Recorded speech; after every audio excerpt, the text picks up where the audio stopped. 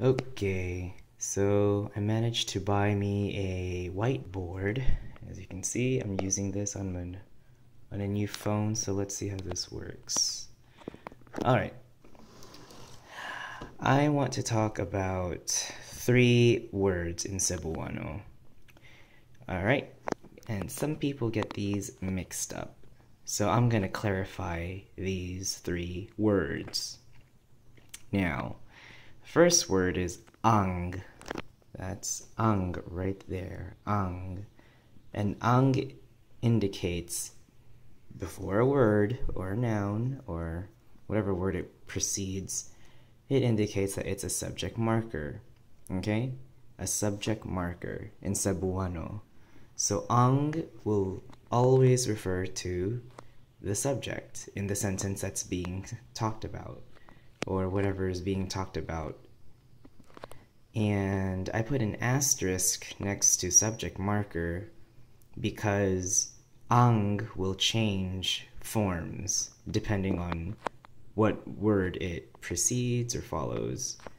And it also changes forms on pronouns, specifically proper nouns, such as names of people and such. Alright? So sometimes you'll see ang written as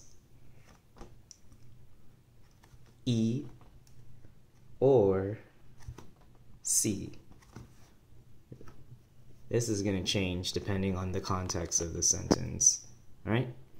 So, for example, for the C, this one's going to change from ang to C, whether you're going to have people's names. So like, si Miguel or si Maria. You're talking about Miguel or Maria in the sentence.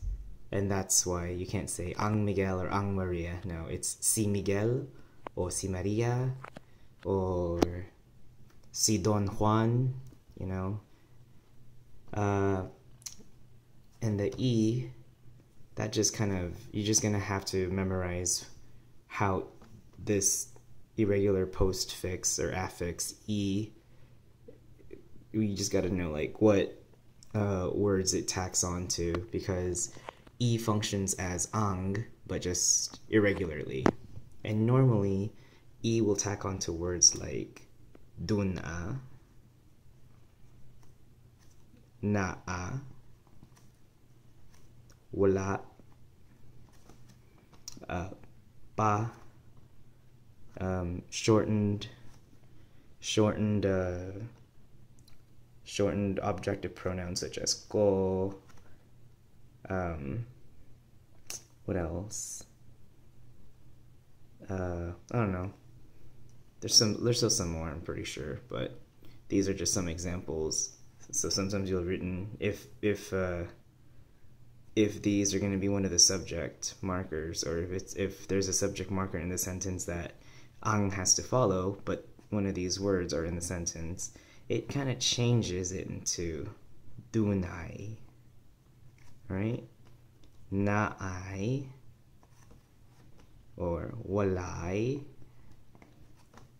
or even pai or koy, right?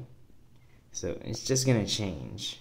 And some of these, depending on the region, or dialect, whatever, will even change. Like for example, walay can be changed to y, you know, it can get shortened to y. So if I want to say, oh, there's no problem, wala ang problema, right? Wala, no, ang, subject marker, problema, problem. Alright, but in Cebuano, it doesn't have a good sound to it if we say wala ang problema.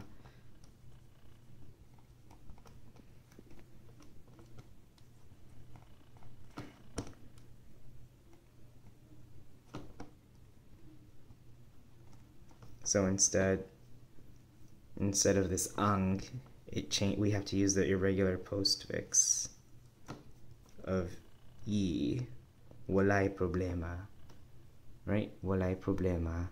And even this walay can get shortened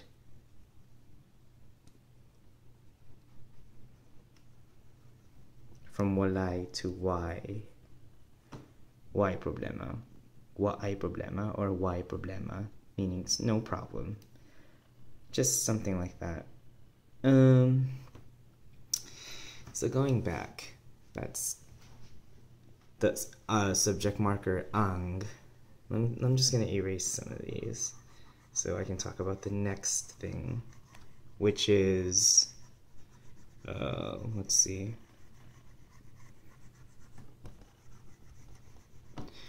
Which would be something like the ug. Ug, that's ug, ug, which is and. And ug is actually a conjunction, since, you know, it's and. And a conjunction is something that kind of helps links two clauses together. You know, like you have other conjunctions would be so, but, and, yet, those kind of things. And ug is actually one conjunction in Cebuano. There's so many more. But ug represents and. So I could say something like ako, right? Remember what ako means? It's the personal pronoun I or me.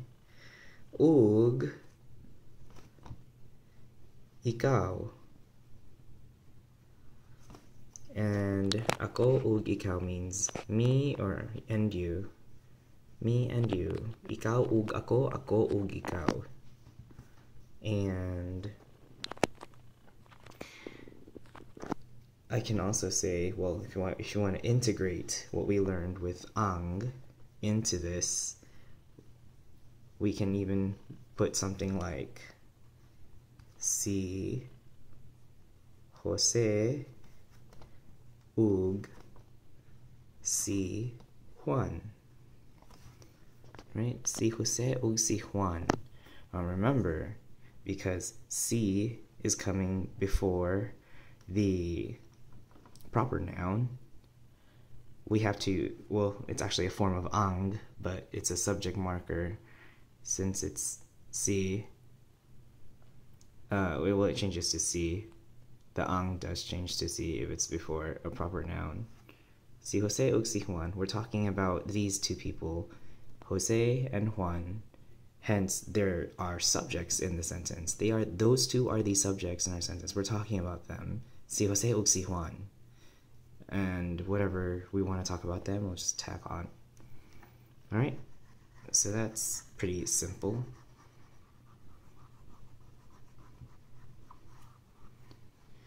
And the final thing I want to talk about is